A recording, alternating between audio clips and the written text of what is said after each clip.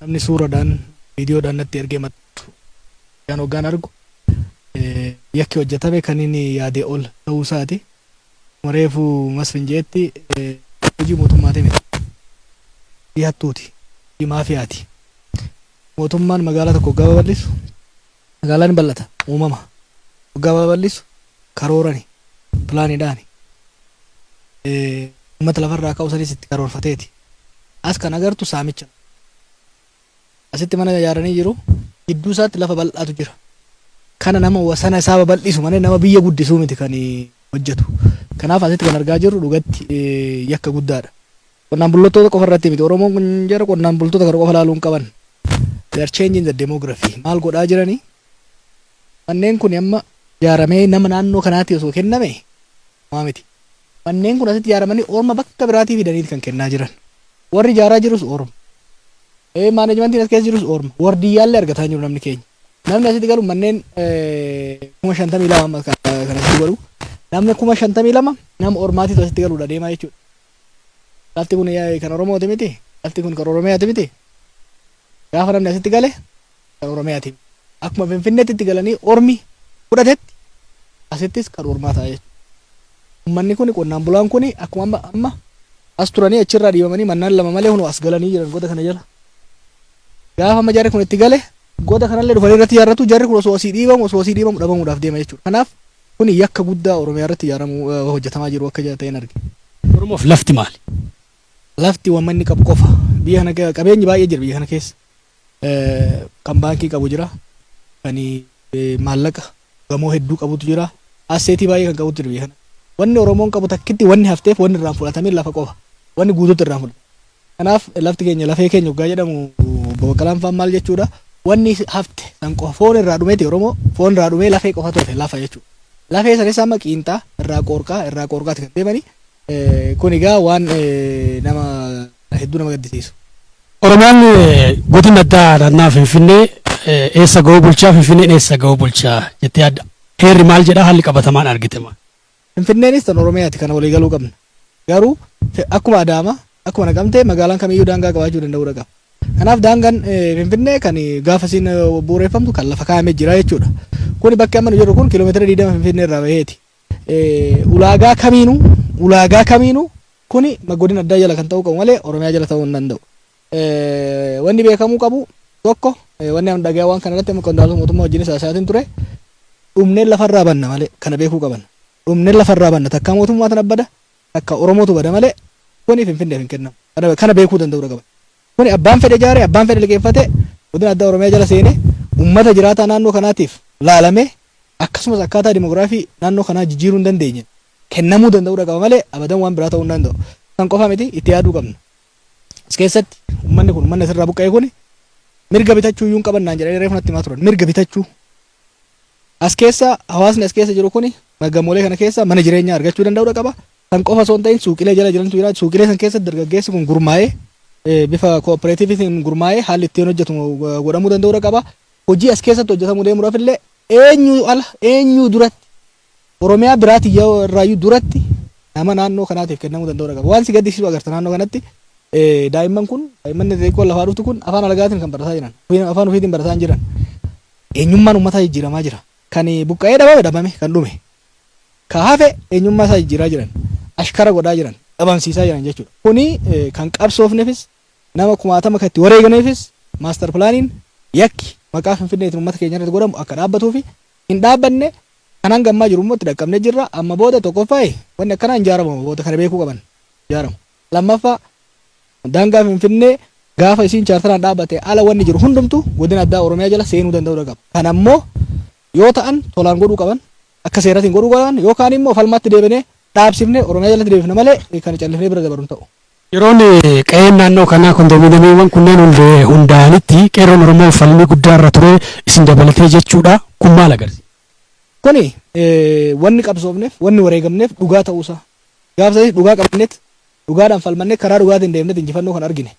Dhugaa san arguu kan agarru. Garuu haa taatu immoo yakki hojjetamee lafarra dalagamuusaa lafti qonnaan bulaa keenyaa fudhatamee laal.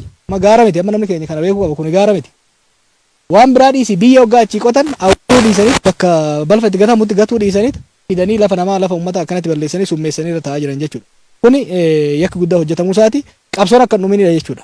Maaster pilaanii ni dhaabsifne malee hojiin isaan lafa kaa'atan waan hin dhaabataniif tokko abbaan biyyummaa abbaan qabeenyummaa Oromiyaa fi Oromoo lafaa fi mana kanarratti deebi'ee mirkanaa'uu danda'uu qaba.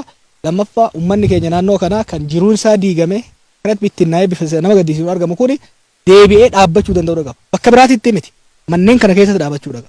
Manneen kana keessa namni tokko jara kana keessa uummata jiru kana keessa namni tokko bakka tokko dhaquu qabu jechuudha. Manneen kana keessa manni kennamuufii qaba. Suuqiileen jala jiran isaaniif kennamuu danda'uu qabani. Akkasumas ammoo hojii naannoo kanaa kana keessatti adda durummaadhaan akka hirmaatan gochuu danda'uu qaban. Kan qofaa miti wanni Abrahaam laalamuu qabu. Uummata kanaaf kaaretti birrii 18 kan kennamaafii jiru. Kuni fandama irra deebinee waan bal'inaa irratti hojjetuu qabnu amma warra lafti hoggaa kennamu. Magaalaan babal'ata lafti hoggaa kennamu. Asis haa taatu, Adaamas haa taatu, Naqamtees haa taatu, Jimmas haa taatu. Qonnaan bulaan hoggaa ka'u lafti isaa gatii gabaatiin shallagame beenyaan kennamuudha qaba. San qofa osoo hin ta'in immoo lafarraa kaafamuu qofa osoo hin ta'in haalli inni jireenya isaatiif haala biraatiin itti fufu mirkaneeffamuu danda'uudha qaba. Kana kun waan gama miidiyaatiin nulleen gama dhageetti qabnu hundaan duula itti goonu akka ta'ee fi qeerroon keenyas uummanni keenyas kan beekuu qabu qabsoon bifa haaraan cimtee yoo kan finiintu taate malee warri akka hantuutatitti Oromiyaa daangarraa nyaataa jiru jidduudhaas handhuura teenya kukkutate bifa kanaan ofii miidhagfatee uummata keenya abbaa biyyaa abbaa warra abbootii isaatirraa dhaalee dhugaa biyya tanarraa qabu akkanatti gaara keessatti gatee asitti bishaan ofii baafatanii jiran. Jarri kun garuu burqaa isaanii jala dhaamsanii burqaa isaanii jala cufanii uummanni kun bishaan hin qabu, elektirika hin qabu, dukkana kana keessa jiraata jilmaan isaanii bifa nama gaddisiisuudha kanatti footowwan jiranii baay'ee waan nama gaddisiisu. Gara xumuraatti gaafiin koo as qofa osoo hin taane fiixeewwan Finfinnee qofa osoo hin taane magaalota Oromiyaa keessatti weerarri lafaa akkaan jabaadha. Kanaan wal qabatee qonnaan bulaan naannoo sanii buqqa'ee jireenya yartuu keessa jira. Finfinnee dabalatee gosti baay'een badee jira. Eenyummaa isaa dhabaa jira. Kana bakka deebisuudhaaf falmaan itti aanu maal ta'u? Aduraa mootummaan Oromiyaa waan hojiirra oolchuu qaba. Hamma siyaasaan tun ceetee filannoon godhamee mootummaan uummataa filamutti kennaan lafaa dhaabbachuu. Kennaa lafaati kan jedhamaa jiru. Kaadireen lafa gurgurataa jirti. Hattuun abbaa qabeenyaatii fi dallaalli lafa qonnaan bulaa saamaa jiran jechuudha. Magaalaa hunda keessatti kennaan lafaa dhaabbachuudha qaba. San booda bifa qoratameen magaalaan as qofaa miti magaalaan babal'achuu ka'ee galte. Industrial revolution irraa kaasee magaalaan babal'ataa kan jiru. Magaalaan qonnaan bulaa isaa balleessaa dhabamsiisaa godaansisaa guddattu magaalaa miti sun summiidha. Sun diina. Sun aramaadha. Kanaaf magaalaan guddatu kamiyyuu qonnaan bulaa isaa guddisaa lafa kanarra xaafii jira. Lafa kana uummata kanarraa kan fudhatu taate uummata kana qonnaan bulaa xaafiitirraa gara service sectoriitti gara industiriitti seensisuu danda'uu qabda malee lafa isaarraa fudhattee xaafiin qabu lafa hin qabu bakka galuun qabu baaftee facaaftee maatii isaa inni godhaa jirti. Kanaaf magaalaan Finfinnee taatu magaalaan Oromiyaa hundumtu bifa qoratamee fi bifa qonnaan bulaa keenya guddisuun yookiin hin buqqaafne amma bifa qonnaan bulaa keenya buqqisuun kan hojjetamaa jiru. Bifa qonnaan bulaa keenya guddisuu danda'uun irratti hojjetuu qabna. Kana gaa ogeessonni keenyas gara miidiyaatiinis gama hundaan falmaa guddaa kan godhuu fi kan wal qixxeessuu qabnu jechuudha. Galatooma isinis. Jiru qabsoon akka hin xumuramne wanni namatti agarsiisu jira. Qabsoo keenya wanni akkanaa kun akka hin babal'anneef geggeessina. Yakkoota haga ammaa raawwatamee fi gocha suukkaneessaa qonnaan bultoota Oromoo buqqisuu fi jireenya gadadoo akka jiraatan dirqisiisa kanaaf eenyutu itti gaafatama? Mootummaa kana itti gaafatama lammaan dheengadda walga'ii Adaamaa irratti waajjee jira. Meeteek xixiqqaa Oromiyaa keessaa adabuu itti fufnaa jedheera. Meeteek xixiqqaan Oromiyaa keessaa gurguddaan warra lafa gurgurate. Keessattuu warri naannoo Finfinnee kana gurgurate lafa harka Oromootii baasee alagaa irra qubachiise. Hattoonni sun fannifamuu qabu. Adabamuu qabu seeratti dhiyaatanii. Kun immoo waan dhiifnu miti waan saaxilluudha. Isinillee jabaattanii dookumentariidhaan ragaa qabatamaadhaan dhiyeessuu qabdan. Mootummaanis takka takkaan isaan barbaade yoo ofiif baraaruu barbaade mootummaan kun. Yoo ofii baraaree itti fufuu kan barbaadu taate warra hattoota lafa kana characharee akkanatti gurgurate kana seeratti dhiyaasuun dirqama ta'a.